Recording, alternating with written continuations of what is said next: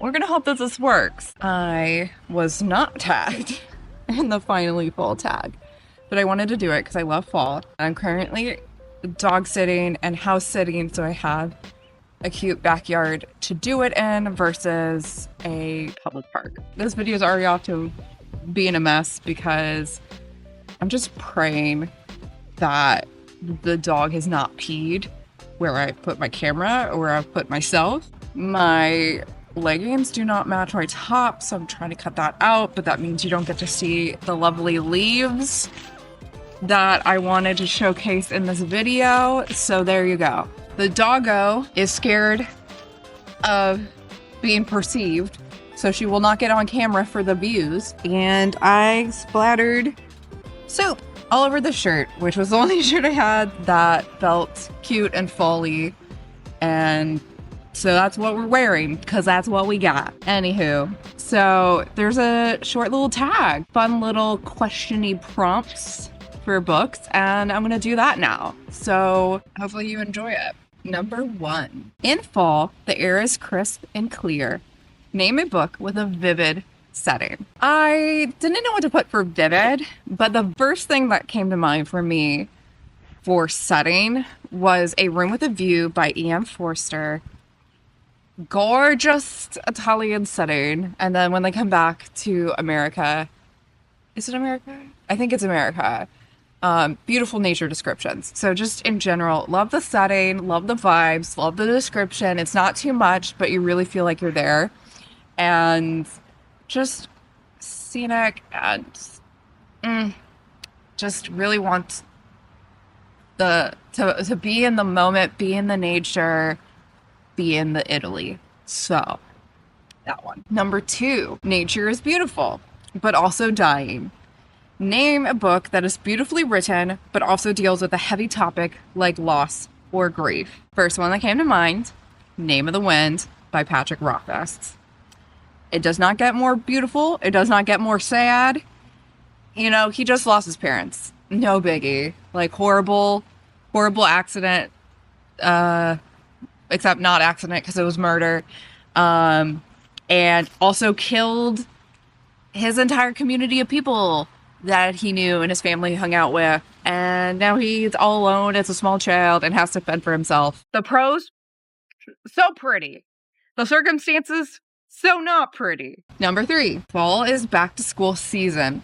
Share a nonfiction book that taught you something new. So I picked a nonfiction book I'd read recently, which is Will My Cat Eat My Eyeballs? And Other Questions About Dead Bodies by Caitlin Doughty. So she is a mortician. She is very well known in the subject of death, dead bodies, burial, all that stuff. And so there's fun, quirky questions like, will my cat eat my eyeballs? Or what do they do with dead astronauts in space? Yeah, just different things like that. That fun, interesting, well, fun for me. Interesting answers. Just a good old time written with a quirky, comical sense of humor. And yeah, it's a good time because the questions are also posed by small children, apparently as part of the conceit of this book. So you have a question like, if you swallow a bunch of like popcorn kernels before you die and they get cremated, will like it generate a bunch of popcorn? Which is wild. I would have never thought to do that or for that to be a concern. So, you know, good times. Number 4, in order to keep warm, it's good to spend some time with the people we love. Name a fictional family / household / friend group that you'd like to be a part of. I really struggled. I really looked a long time on my Goodreads for this. I ended up going with Heartstopper by Alice Oseman because that friend group is just so cozy and fun. And it's a big-ish group of characters. So you have like people that are great at different things and in different moments and situations. So there would be like someone that could help you or have fun with you. Hey, shush. Is that a child wearing a costume? Anyway, seems like you would have someone for everything. Number 5, Fall is the perfect time for some storytelling by the fireside. Share a book where somebody is telling a story. I could not find one where someone was telling a story, but in Bookshops and Bone Dust by Travis Baldree, the main character is given a bunch of books to read. And so she's reading a story, and then you'll get some excerpts of the story. So that's fun, and it like gives you just different flavors of books within the one book. Number 6, the colorful leaves are piling up on the ground. Show us a pile of fall-colored spines. I am not at home, but when I am, I will insert a picture or a video of the spines. You are welcome. Number 7, the nights are getting darker. Share a dark, creepy read. I don't know if this one counts, but I wanted to give something other than Bloodchild, which I feel like is my go-to book for this kind of answer. So I went with The Cabinet by Eun-Soo Kim. It doesn't start off creepy, so don't get it twisted. But Act 3 gets really dark in a very unexpected way. And before that, you do have kind of like this modern ennui of like mundane, boring, pointless office life, and kind of the like saddish episodic stories of these different people who have just weird symptoms, like they'll fall asleep for 10 years, or they have a tree growing out of their thumb, but like as they're trying to take care of their growing tree thumb, eventually you'll get to the point where it'll get rooted in the ground and then the person will die, kind of thing. So there's some like dark elements, and then just Act 3, boom. It's kind of like in Bruges, if you've seen that, where you're like, you think it's one thing, and then you're like, holy guacamole, all the violence and gore, what happened? So, there we go. Number 8. The days are getting colder. Name a short, heartwarming read that can warm up somebody's body. Ooh, not somebody's body. Could warm up somebody's cold and rainy day. I didn't have a perfect book for this one, but I did pick Sourdough by Robin Sloan. It's about a woman who's in tech and is just burned out, miserable. She's doing that techie lifestyle of meal replacement, shakes, sludge, and just crazy hours, doesn't have any work-life balance, doesn't have any friends.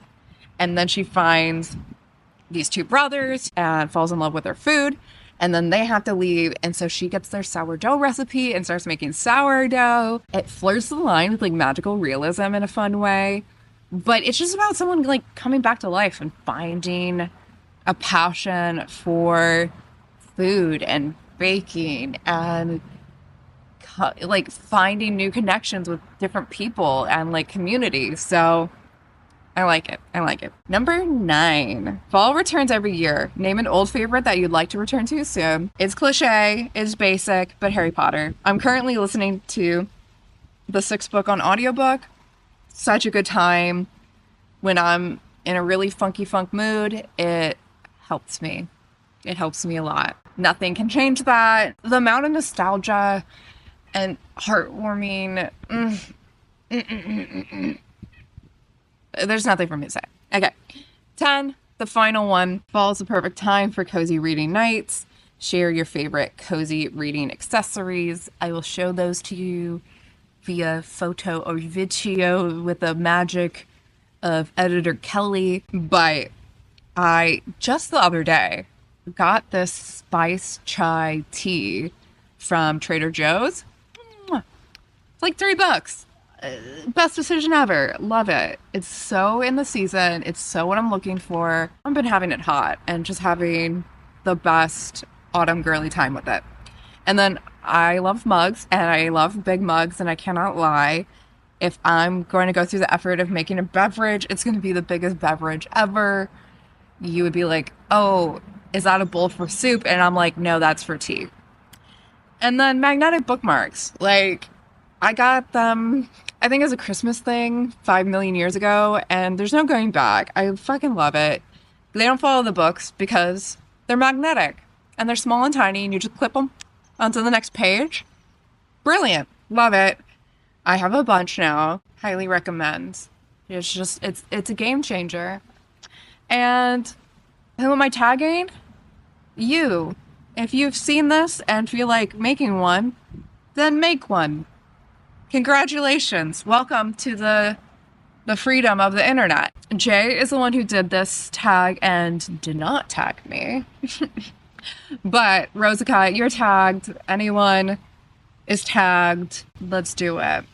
This is our fall time, and I want more fall goodies to read and have fun with. I will see you next time. It is cold out here, and I'm living in fear that the neighbors will see. So like and subscribe, and I'll see you next time. Bye. Ugh. Ugh.